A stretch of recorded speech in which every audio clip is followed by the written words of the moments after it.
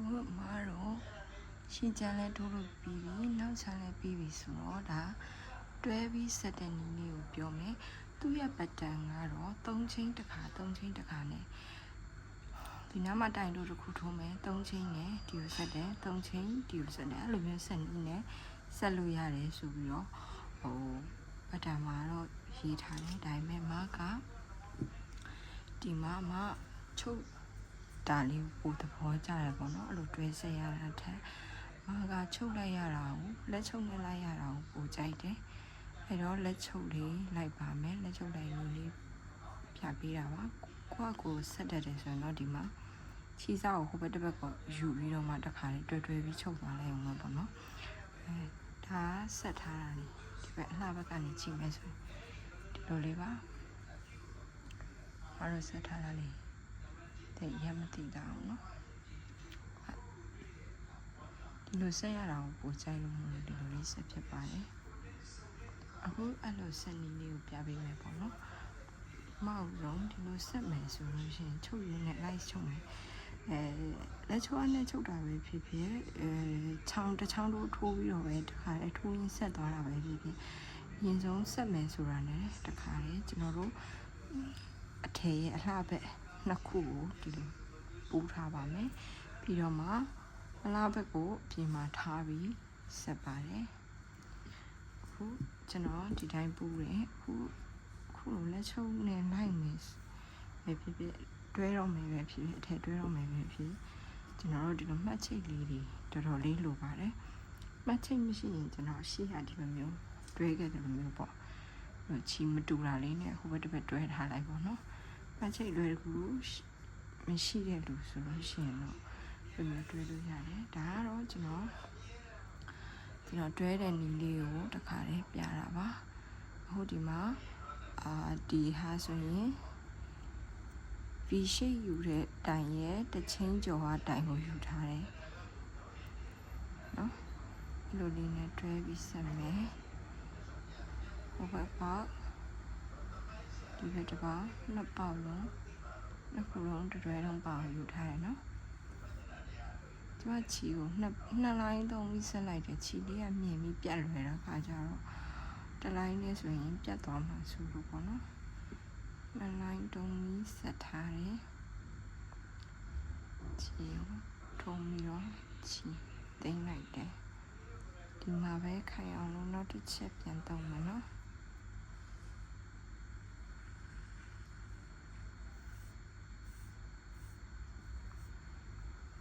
ဒါလေးပြန်တုံးမယ်ပြီးသွားရင်ကျွန်တော်တို့ဒီ3တိုင်3ချင်းတိုင်ပြီးရင်ဒီပုံမှာ V shape လေးပဲ B ဆုံးမှာကျွန်တော်တို့တိုင်တူလေးထိုးခဲ့တဲ့နေရာရှိတယ်ဒီတိုင်တူထိုးခဲ့တဲ့နေရာပေါ့နော်အဲ့ဒါနှစ်ဖက်ကိုတစ်ခါလေးရအောင်ယူတယ်ချီလေးကိုဖြည်းဖြည်းချင်းဆိတ်ရှိလေးအရင်ကြီးမဆွဲလိုက်ဘူးနော်ကြုံသွားမှဆိုဖွာလေးပဲဆွဲပြီးတော့အဲ့ဒီနေရာထဲမှာပဲအဲ့တစ်ပေါက်ထဲမှာပဲနောက်တစ်ခါပြန်ထိုးတယ်3ချင်းတိုင်နဲ့တက်တာပြီးတော့နောက်ပိုင်းကဒါကဖွန်မီလေးခုနဲ့စားတဲ့ဟာရှိတယ်နှစ်ရည်တင်တိုင်နဲ့ထိုးရတဲ့နေရာရှိရပေါ့နော်အဲ့တော့ဖွန်မီလေးခုနဲ့စားရင်ဖွန်မီရဲ့အလဲပေါ့နော်အဲ့ဒီဟာလောက်ကိုမှန်းပြီးတော့တစ်ခါယူတယ်ပြီးတော့မှဒီဟာတိုင်တူထိုးခဲ့တဲ့နေရာကိုနောက်တစ်ခါပြန်ထည့်တယ်ဒီလိုမျိုးထိုးတဲ့အချိန်မှာဒီလိုတောက်လျှောက်ပဲထိုးသွားမယ်ဆိုဒီလိုရှုံပြီးတော့ကျိုးဆွဲလိုက်မိတဲ့နေရာမှာရှုံပြီးတော့တွန့်လာနိုင်တဲ့အတွက်ကြောင့်ကျွန်မဒီတိုင်တူနေရာကိုရောက်တိုင်းနောက်တစ်ချက်အဲ့ဒီနေရာထဲမှာနောက်တစ်ခါချီကိုပြန်တုပ်ပါတယ်ခဲရွကိုကအမြန်ပဲချုပ်ရလည်းမရှိဘူးချုပ်ရကလည်းကျွန်မကအကြီးတွေလည်းအရင်မသုံးဘူးလက်ချုပ်ရလည်းမသုံးဘူးဒီ size အနီတော်လောက်လေးကိုသုံးထားရနော်ချုပ်ရလည်းမရှိအလွယ်တကူမရှိဘူးဆိုရင်တော့တိုင်တူနဲ့တိုင်တူ3ချင်းတိုင်တူ3ချင်းတိုင်တူဒီမှာစာပြီးတိုင်တူနောက်ထပ်3ချင်းဒီမှာတိုင်တူလိုမျိုးထိုးလို့ရပါတော့ဒီနေရာတွေကကြာ4ချင်းလာထားဆိုတော့3ချင်းလာလိုက်လို့ရှင်နည်းနည်းကြုံသွားမယ်ထင်တယ်အဲ့ဒီတော့နည်းနည်းချိန်ရမှာပေါ့နော် ဖော်မီနှစ်ခုဆိုရင်နှစ်ခုဒီက2ရက်တင်တိုင်ဆိုရင်2ရက်တင်တိုင်ရဲ့အလဲအိမ်မှာထိုးတယ်တစ်ခါနောက်တိုင်တို့နေရာကိုနောက်တစ်ချက်ထိုးတယ်တိုင်တို့နေရာကိုတစ်ခါဒီလိုလေးထိုးပြီးသွားရင်အဲ့တိုင်တို့ရဲ့တပေါက်ထဲမှာပဲနောက်တစ်ခါချီပြန်တုပ်ပါတယ်အဲ့ဒါကြောင့်မှဒီလိုဘလောက်ဆွဲဒါကျိုးကလိုက်မလာမှာနော်ကျွန်တော်ဒီနီးနဲ့ပဲချီလက်စတွဲတယ်ဟိုဘက်3ချင်းဟိုဘက်ကိုဆက်တွဲနီးဆိုတာလဲကျွန်တော်မကြိုက်ဘူးမတွဲဘူးတွဲပြီဆိုရင်ထဲထိုးတိုင်းလက်ချုပ်နဲ့ပဲတွဲဖြစ်တယ်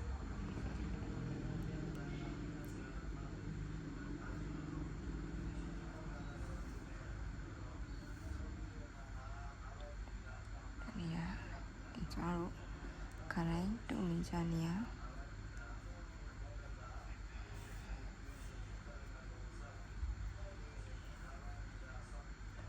အဲ့ဆိုရင်ဒီ22တန်းရောက်တဲ့အထိကိုဒီပုံလေးအတိုင်းပဲတွေ့သွားလိုက်ရင်ရမယ်နော်22တန်းဒီနေရာရောက်ပြီးရင်ဒီဘက်တိုင်လေးတွေကြတော့ပြန်ပြပေးမယ်နော်အခုဒီပထမပတ်တန်1ကိုတွဲလို့ပြီးသွားပြီပေါ့နော်ဒီ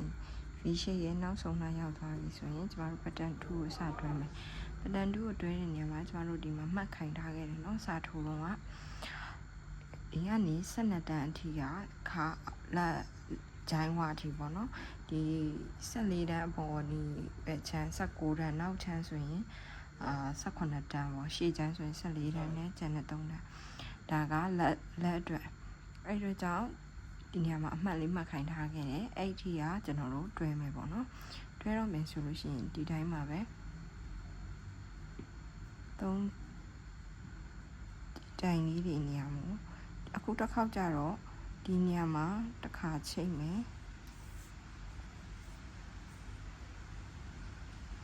နောက်တစ်တိုင်ကျရင်လို့ချိတ်မယ်ထပ်တွဲထားအောင်နော်ပြီးတော့မှဒီမှာတစ်ချက်ချုံမယ်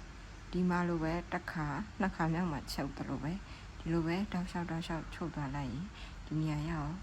ချီမှတ်ထားတဲ့နေရာရအောင်နော်ရလိုက်အောင်မယ်နော်အဲ့ဆိုရင်ရပါပြီပခုံးတွဲဖို့ပြန်ပြပေးမယ်နော်ဒီမှာနောက်ဆုံးမှခဲတဲ့နားလေးကိုရောက်တော့မယ်နော်ဒါလေးပြန်ပြီ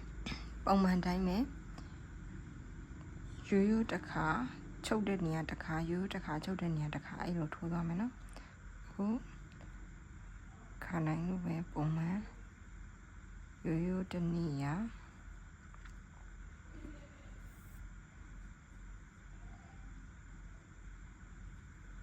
အနည်းအားပြန်ချုပ်ရမယ်နေရာတစ်နေရာပေါ့နော်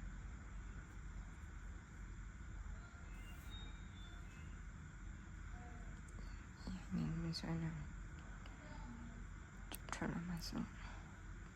Okay အဲ့ဆိုရင်ဒါဂျိုင်းပေါက်ကိုရောက်ပါပြီဂျိုင်းပေါက်နေရာမှတ်ခဲ့တဲ့နေရာကိုရောက်ပါပြီ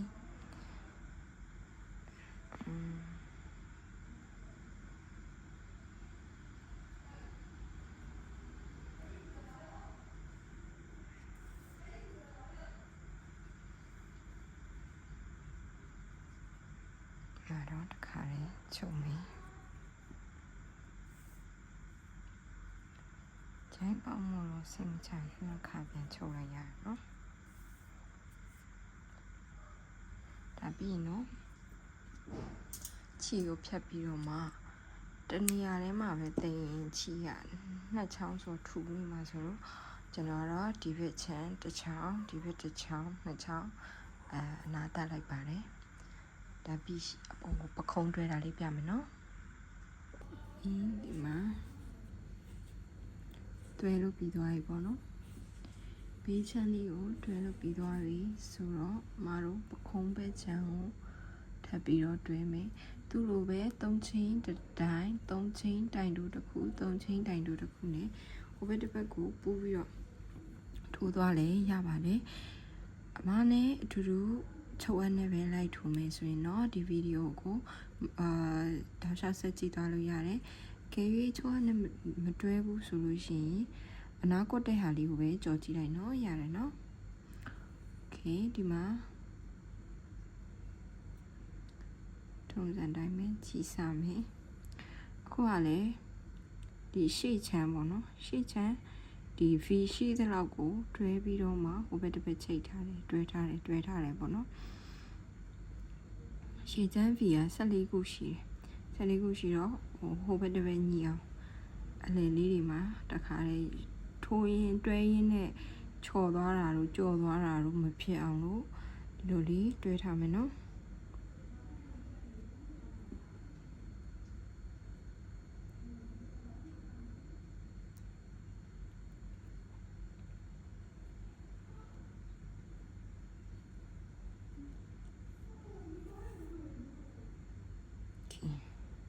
ရပြီနော်အဲ့ဆိုနော်ဒီဖီလီရဲ့ပေါ်ဒီနှစ်ခုကြားထဲအတိုင်းတစ်ခုခုပေါ့နော်ဒီတစ်ခုခုမှာဂျိုးလေးတွေ့မယ်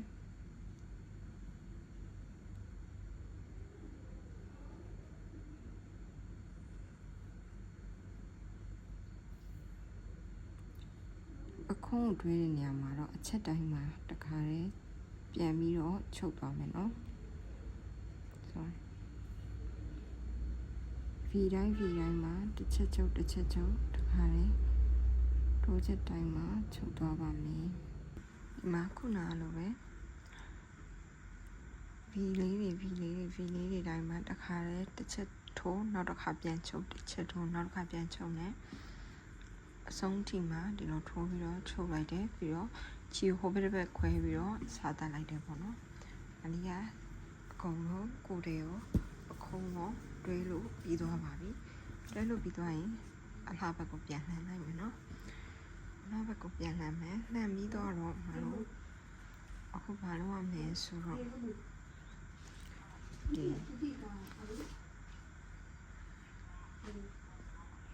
နာဒီလည်းပဲအနာလေးတွေမြင်လားမသိဘူးเนาะအဲ့လည်းပဲအနာလေးတွေဒီနာမှာတွန်းလေးတွေထိုးပါမယ်တစ်ချက်ပြပေးပါမယ်ဒီကနေစပြီးထိုးမယ်ပေါ့เนาะကျွန်တော်ဒီကနေဒီရင်ဘတ်တွင်းနဲ့နေစထိုးမယ်အဲ့တော့တစ်ချင်းနဲ့စမယ်တစ်ချင်းတစ်တိုင်းနေရာမှာတစ်ချင်းတစ်တိုင်းတိုင်းပဲထည့်ထိုးသွားမယ်တစ်တိုင်းတော့၄တိုင်းပြည့်သွားပြီတိုင်းတိုး၄ခုပြည့်သွားရင်သူ့လိုပဲပတန်းတစ်ခုနဲ့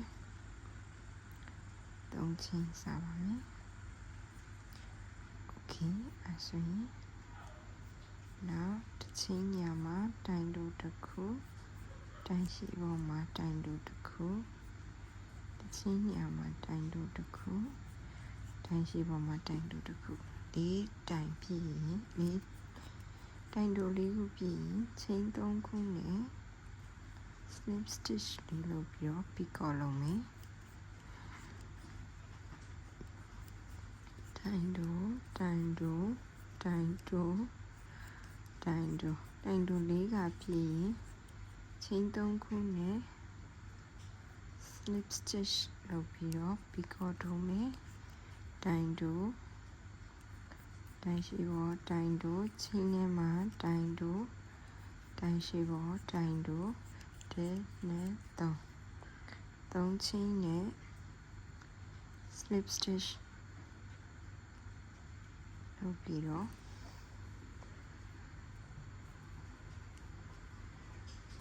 picot လေးတွေထိုးမယ်တောက်လျှောက်ဒီလိုပုံစံမျိုးထိုးသွားရင်ရပါတယ်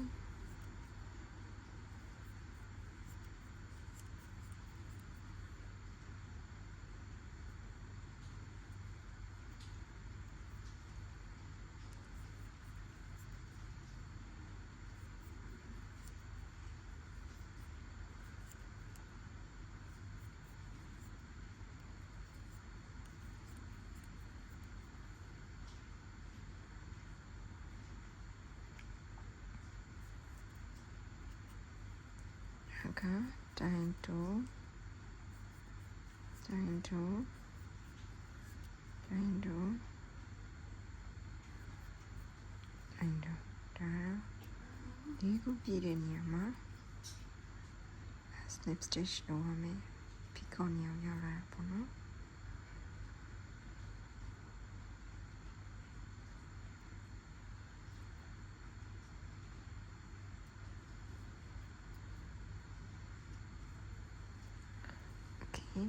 အဲ့တော့ကျမတို့ဒီ B တိုက်တီသွားမယ်တန်းရောက်လာ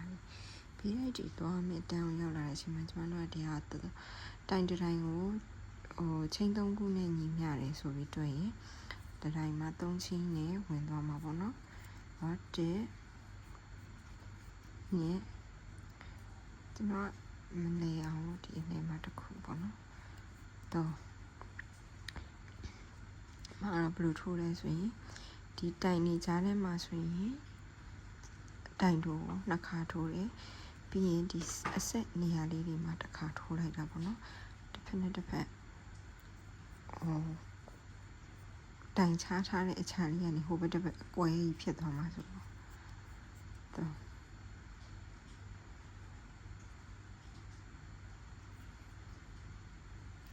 လို့လဲဒီမှာ3တိုင်ဒီမှာ3တိုင်ထိုးပြီးတော့မှတခါလေးဒီဟိုဘက်တစ်ဖက်ဆက်လိုက်လို့ရတယ်ဒါပေမဲ့ဒီအဆက်နေရာနည်းနည်းဟာကြီးဖြစ်ပြီးကျန်တော့မကြိုက်တော့လေနော်အဲ့တော့ဒီမှာကတတိုင်းထိုးပြီးပြီတင်းတော့ဒီနဲ့ဆိုတော့နောက်တတိုင်းနေရာဒီမှာလာမယ်ဒီနဲ့တော့ဒီတိုင်းနေရာဒီအဆက်နေရာလေးကိုတည်းတော့ပြင်ချတယ်ကြတော့အိမ်မှာတော့ဖမီတော့ခု snip stitch okay အဲ့ဆိုရင်ဒီမှာဒီနဲ့တော့လေးဒီနဲ့တော့ snip stitch နဲ့ဆက်မယ်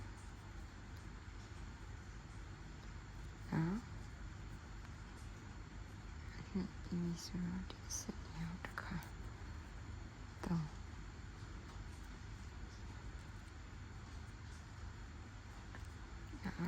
ဒီနဲ့တော့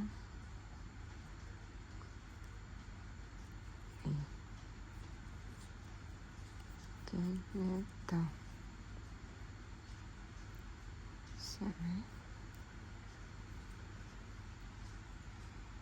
လိုလေးပါ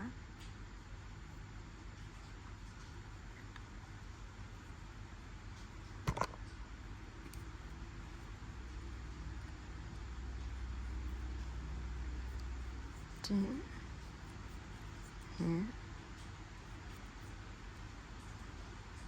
တော့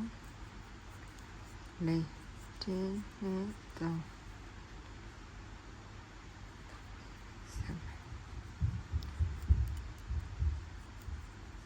ဒီနဲ့တော့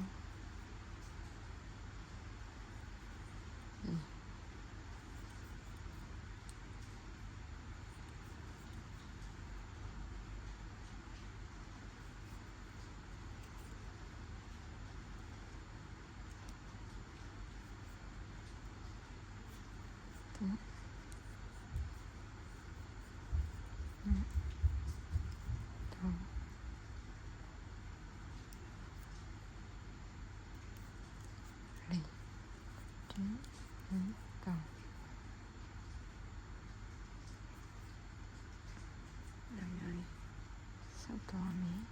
ဒါကကျမတို့3ခုမြောက်ပတ်တန်ကိုထိုးထားတာပါတော့ခုဒီမှာပတ်တန်3ပတ်တန်2ကိုပြန်ဝင်တဲ့နေရာကိုရောက်နေနော်ပတ်တန်2ပြန်ဝင်တဲ့နေရာလေးထိကြာချင်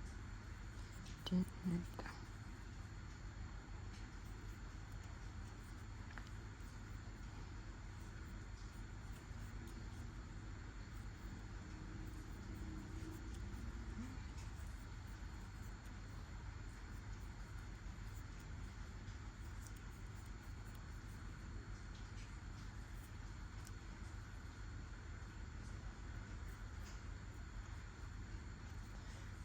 ဒါမျိုးလေးနော်ဒီလိုပုံစံမျိုးလေးပဲကိုလက်နဲ့ကျွန်တော်3နိုင်ထိုးလို့ကျွန်တော်4နိုင်ထိုးလို့လိုက်ထိုးရမယ်လို့တော့မဟုတ်ဘူးကိုလက်နဲ့ဒီလေပင်လေးကပြန့်ပြူလေးနဲ့အဆင်ပြေပြေလေးရှိနေမယ်အရန်လဲကုတ်ပြီးတော့ဆွဲထားတာမျိုးဖြစ်မနေဘူးအရန်လဲတွန့်ပြီးတော့များပြီးတော့တွန့်မနေဘူးဆိုရင်အဆင်ပြေပါတယ်เนาะဒီတိုင်းလေးပဲဆက်ထိုးလို့ရပါတယ်ရှင်